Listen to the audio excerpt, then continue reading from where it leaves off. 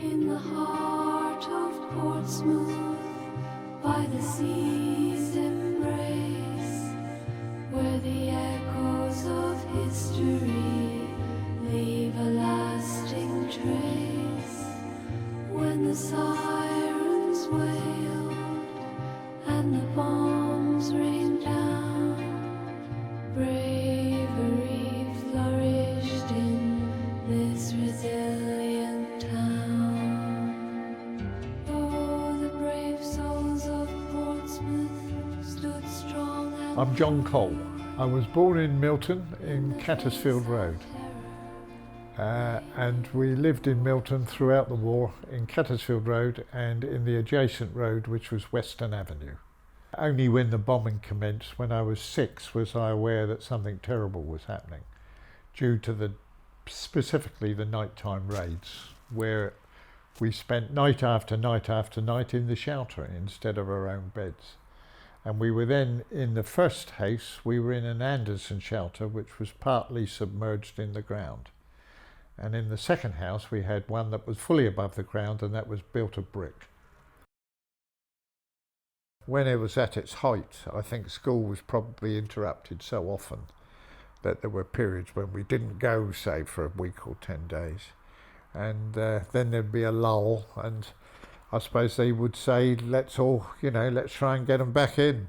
Parents were obviously overprotective if you relate it to the way parents act now with their children, because we were always escorted to school, and if your parents were ill, then it was a part of the sort of neighbourhood togetherness for somebody else to take you. You were always escorted to school and back. We did have shelters at the schools. I was at Meehan Road School, which was part of Milton, of course, and then later on I was at Eastney School, which is situated and still is in Milton Market. It is still there. I was at those two schools. We both had shelters and were evacuated if and when. The raids over Portsmouth, I think, because it was so heavily defended, tended to be at night from the German perspective, safer for them. When we were in the shelters, which was usually 2 or 3 times a week, and I think at the height of it, probably every night, my mother quietly sitting with us in the shelter, particularly in the Anderson, and my dad smoking, chatting to the neighbour next door. They were so used to it that you can't believe how brave they were. I cannot imagine acting the same way now if bombs were raining down. But perhaps they got used to it. Perhaps they thought it was inevitable. I don't know.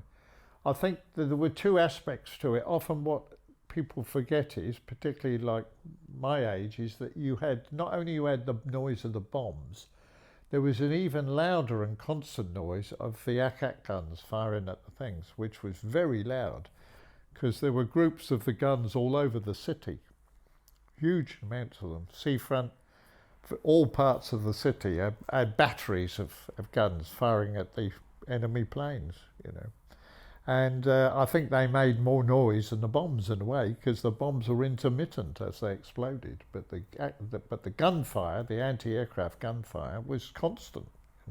The noise from defensive issues, our aeroplanes, roaring and diving and climbing, was obviously huge, probably more frightening in a way than the overhead stuff. And the siren really used to put the fear of God into people, because it was so strident, and you knew then you were in trouble.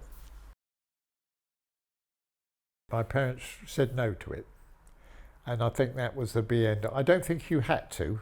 Obviously the parents had to have a right to say no, and probably, I don't know whether children's wishes came into it. I'm not sure. And the nearest we came was going to Cowplain with my aunt, which was rural. I don't think they saw a bomb. And at first we all thought it was funny, because everybody looked ridiculous wearing them. Nobody liked it. It was totally alien to anybody's experience. I can't tell you much about it, except you had to wear them at times. There were no sophisticated sports. It was just football and cricket, really. I think table tennis was a big thing, which probably is not so amongst young people nowadays. but we did play a lot of table tennis, and there were a lot of table tennis clubs in the schools for you to go to in the evenings. But again, you see, it was limited to if your parents could take you. You couldn't send kids out in the evening. If the sirens went off and an attack was imminent, it wasn't always that close, you know, for a parent to rush down there and collect you. But table tennis, football and cricket, it was simple stuff. Skating as well. I used to skate out Southsea. It's still there, I think, the skate park there. And I used to skate there on a Sunday. Food was available, but obviously it wasn't. The variety was reduced. I was used to a working class diet.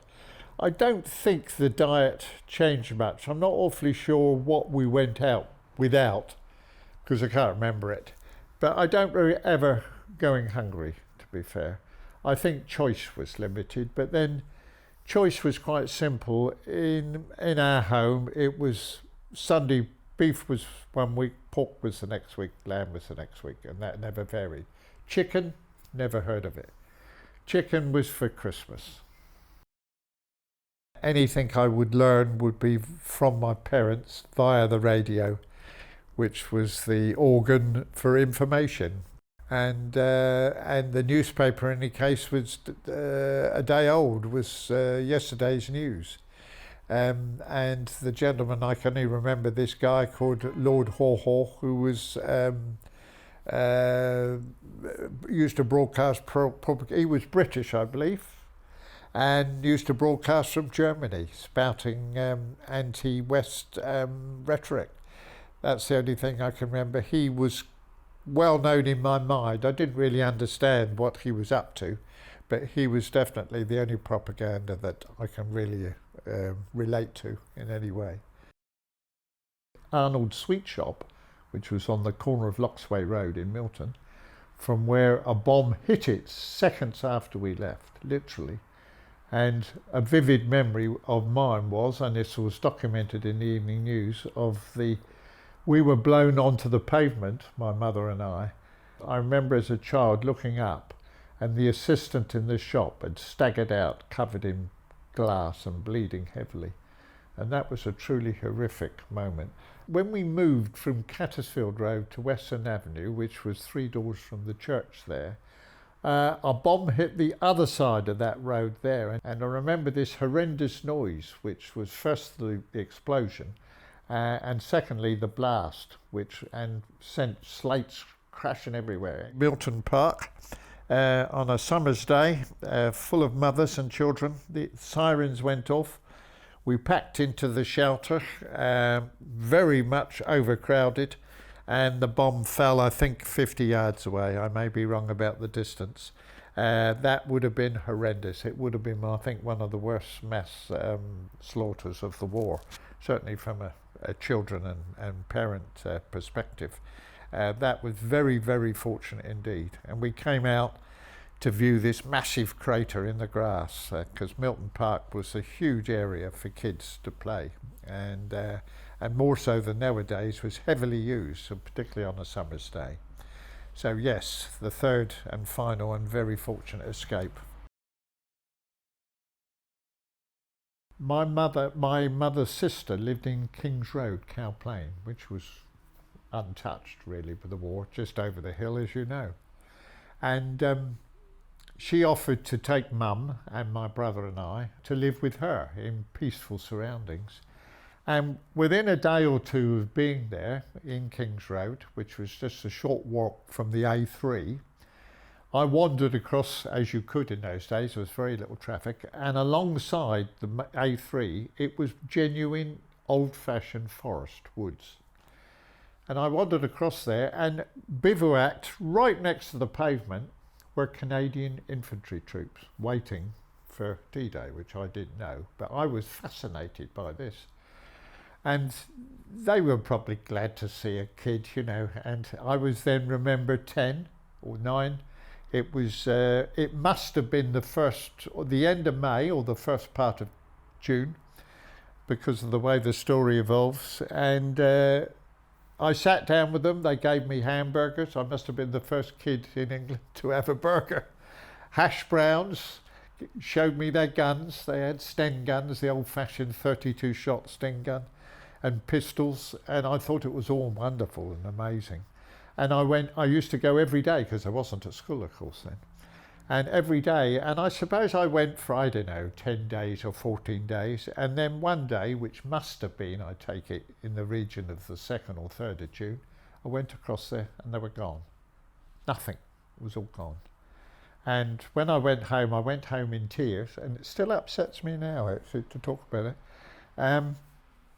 My mum and my auntie tried to explain there was a war, and they'd obviously been brought down to here to be embarked on the boat for D-Day. So this must have been round about, I take it, the 2nd or 3rd, they left Cowplain and were brought to Southsea to embark. And of course, what my auntie made the mistake of, she said, well, of course, you must remember, John, they're going to fight a war and a lot of them won't come back. And that upset me, because I saw of them as friends, you know, and it still makes me emotional to talk about it.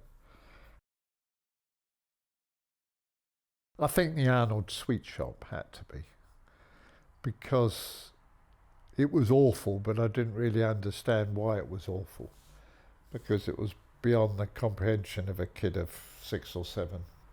And I think the lady bleeding was terrifying, you know. But by the time the war was at its height, 1942, when I was then 7, I was frightened. Because the fear of my mother and my brother, who was 6 years older, he was terrified. And that fear radiated then down to me. And I suppose second to that must be the thing in Milton Park. You know, when you come out and look at a damn great hole in the ground, you know, you've got to be quite insensitive not to realise how close you've come. You know, even as a child, you realise something awful has happened and nearly finished you off. With courage in their hearts, they